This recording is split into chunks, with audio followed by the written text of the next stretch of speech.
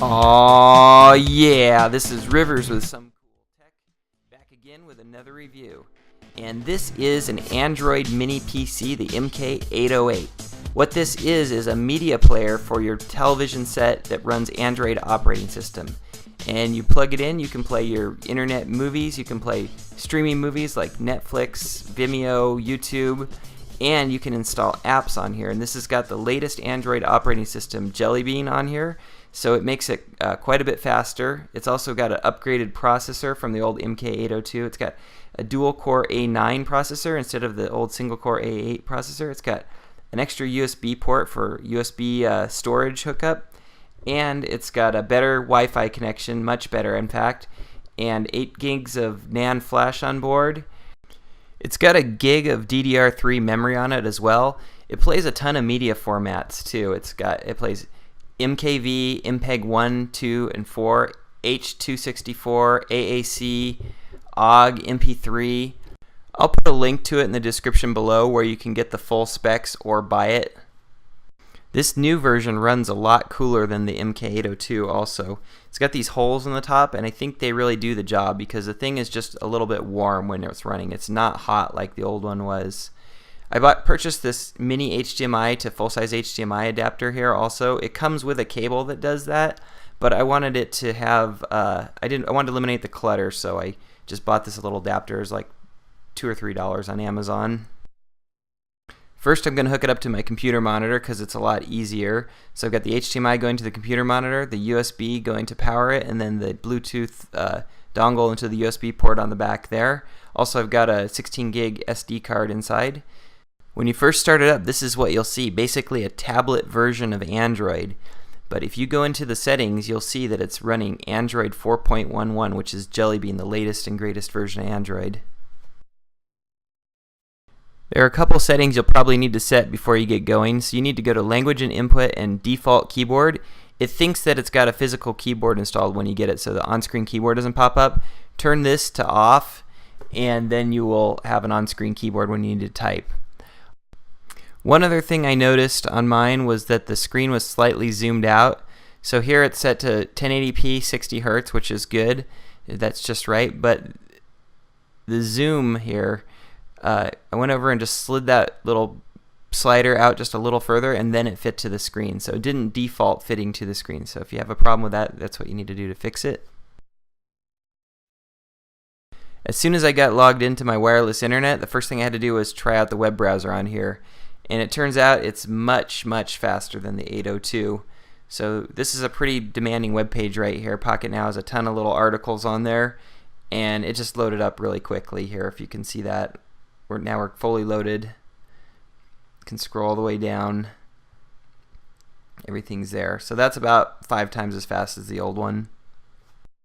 Here you can see it came with quite a few apps that are pretty useful, like YouTube, Chrome browser, Google Maps. So I'm just updating the different apps, and they're actually updating really fast, like much faster than the old one. Almost as, not quite as fast as my Galaxy S3, but pretty similar. So this is impressive.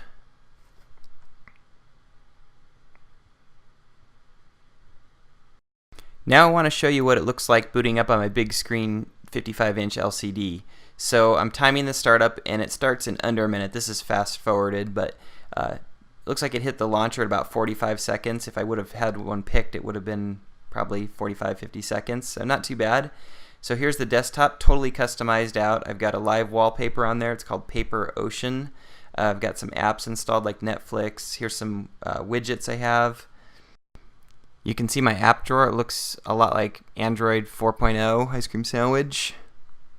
You've got apps on this side, and then if you go to the top there's also widgets.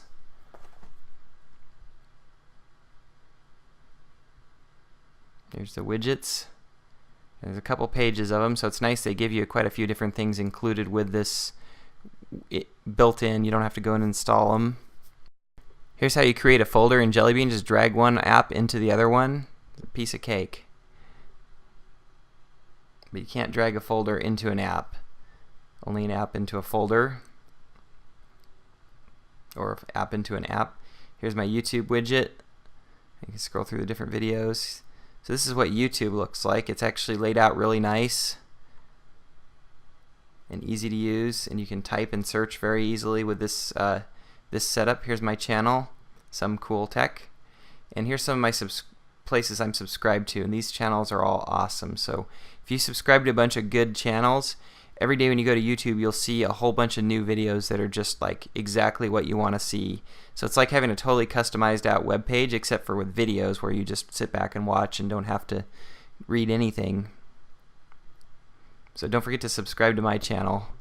I'll give you lots of updates that you'll be able to see every day. Here's how the multitasking works on this one. You click this little double square, and you can do this about anytime you're in any app, and switch to another app, and then click it again from that app and go back to the original app. So this app is actually one of my favorites. It's Super Video. It makes you have a pop-up window of video that you can then move around and it stays on top. So like say you want to watch a web page or read a web page while you're watching a movie, you just open that up in there, move it over to the side, and it works really good on this version of Android too. So I was kind of thinking it might be too much for this little mini PC, but it worked great. So I can kind of scoot it up into the corner so it gets out of the way, and then just do my web surfing, reading news, watching and listening to video. I also installed Go Launcher HD on here. That's the tablet version of Go Launcher. So here's what it looks like when it's all done being customized out. Same live wallpaper, but I made a couple folders with different categories of stuff. So I got video apps, utilities, social.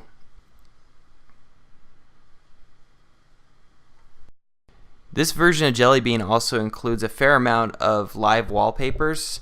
So this is kind of nice. These are animated wallpapers that go in the background, and this MK808 has no problem playing them. I haven't ran into any live wallpapers yet. It didn't play. One wouldn't install, but it was really new, so maybe it wasn't updated for Jelly Bean yet. And I just wanted to show you that it does indeed have Netflix, and it lets you run it on here, no problem, straight out of the App Store. Some devices don't get Netflix because they're worried about their copy protection and things like that, but this one works good. It's nice and fast, and Netflix is a demanding app too. It did slow down just a tad when I was looking. I think it might have been just trying to load still, like a internet connection thing more than a slow processor thing. And the movies look really good. They play pretty quickly too on here. I can't show you what the movies look like, but trust me, they look good.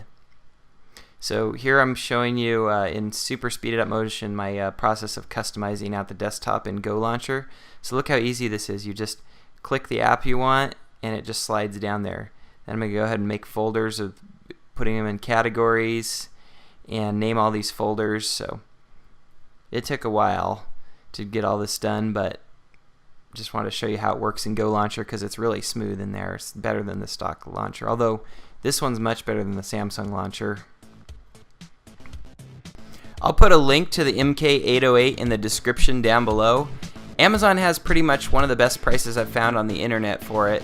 Plus their shipping was fast. It only took them about 5 days to get to me.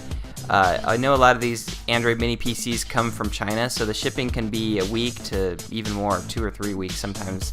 But anyways, if you like this video, give me a thumbs up and subscribe to my channel if you want to see more videos like this. I'm going to have lots of media player reviews coming up. I'm going to try to do gaming on this Android mini PC.